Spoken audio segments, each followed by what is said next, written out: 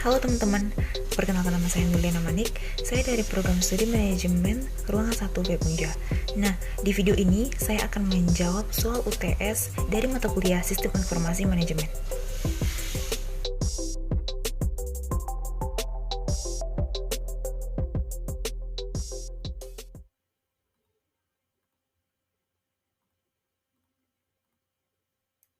Kita masuk ke soal pertama, yaitu bagaimana pengaruh kemajuan teknologi mengubah perilaku konsumen dan kebiasaan konsumen. Nah, pertama yaitu mengubah pola hidup masyarakat. Kita ketahui pola hidup masyarakat dunia diawali dengan kehidupan yang tradisional, kemudian bergeser ke semi tradisional, kemudian berubah lagi ke pola hidup yang modern.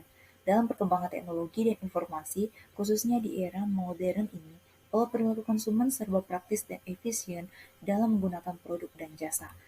Contohnya itu e-commerce atau biasa disebut dengan perdagangan elektronik, merupakan penyebaran, pembelian, penjualan, pemasaran barang dan jasa melalui sistem elektronik seperti internet, televisi, dan lain-lain. E-commerce ini melibatkan transfer data, elektronik, pertukaran data, dan sistem pengumpulan data. Konsep bisnis model ini sangat diperlukan perusahaan akan mengembangkan sistem bisnisnya mengikuti perkembangan perdagangan saat ini. Bagian e-commerce yang sangat populer dan banyak dipergunakan di Indonesia yaitu consumer to consumer atau biasa disingkat dengan C2C e-commerce yang biasa dikenal dengan istilah marketplace.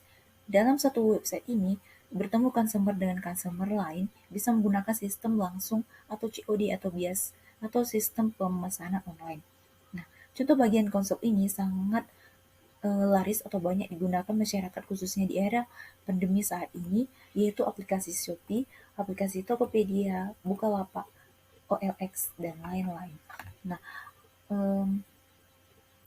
yang merupakan aplikasi jual beli yang praktis dan dapat menggunakan metode COD atau tanpa harus bertemu langsung dengan pembeli. Oke, kita masuk ke soal yang kedua, itu bagaimana SIM dapat mendukung kinerja perusahaan.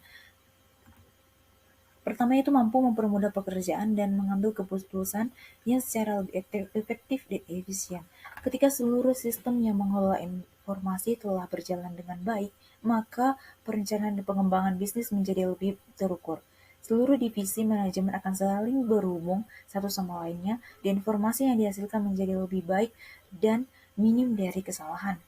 Kemudian yang kedua yaitu untuk mempelajari kebutuhan informasi manajemen perusahaan di setiap tingkat guna mengambil keputusan operasional. Kemudian yang ketiga yaitu meningkatkan kualitas sumber daya manusia karena unit sistem kerja yang terkoordinasi dan sistematis. Keempat itu meningkatkan produktivitas dan menghemat biaya dalam perusahaan. Dan yang terakhir yaitu menyediakan informasi yang digunakan dalam perhitungan harga pokok produk atau jasa yang digunakan untuk perencanaan, pengendalian, pengevaluasian, serta melakukan perbaikan berkelanjutan.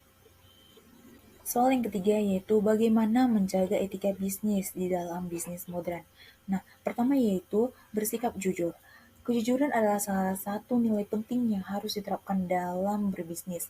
Ketidakjujuran dalam berbisnis dapat diartikan sebagai penipuan, terlebih jika hal tersebut merugikan bisnis tertentu. Bersikap jujur juga membuat karyawan dan perusahaan menjadi lebih mudah dipercaya. Kedua yaitu otonomi. Prinsip ini berpegang teguh pada kemandirian, kebebasan, dan tanggung jawab. Artinya seseorang yang mandiri merupakan orang yang bisa memutuskan serta melakukan tindakan dengan dasar kemampuan sendiri, dan apa yang telah diyakini, serta terbebas dari tekanan, hasutan, maupun ketergantungan. Yang ketiga yaitu saling menguntungkan. Pada prinsip ini membaratkan kesadaran bahwa dalam menjalankan sebuah bisnis membutuhkan win solution. Dalam kata lain, semua tindakan dan keputusan bisnis harus diusahakan untuk mampu memberikan keuntungan terhadap semua pihak yang terkait. Keempat yaitu keadilan. Prinsip keadilan menanamkan sistem sikap untuk menganggap dan memperlakukan semua pihak secara adil tanpa membedakan apapun ataupun siapapun. Kelima yaitu integrasi moral.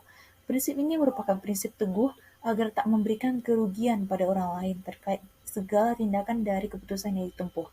Prinsip integrasi model ini berandas pada kesadaran bahwa semua orang berhak untuk dihormati dengan cara yang sama secara harkat maupun martabatnya. Keenam yaitu saling percaya antara satu dengan yang lainnya. Sikap saling percaya antara satu dengan yang lainnya ini tentu mampu membuat kita dalam mengimplementasikan etika bisnis dengan baik. Dengan begitu, ini dapat membantu perjanjian serta aturan yang telah disepakati bersama sebelumnya dengan lebih mudah dan tanpa harus rasa curiga. Yang ketujuh yaitu menghargai lingkungan.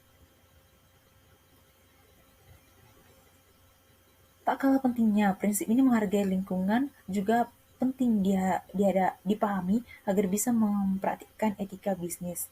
Semua pelaku bisnis harus bisa menjaga, memanfaatkan, dan mengelola sumber daya alam secara efisien. Dengan begitu, kelangsungan dan kelestarian alam juga lingkungan dapat bertahan lama. Kedelapan yaitu kepatuhan. Manfaat ini penting dari implementasi etika dan bisnis adalah meningkatkan kepatuhan pada aturan yang berlaku di sebuah perusahaan.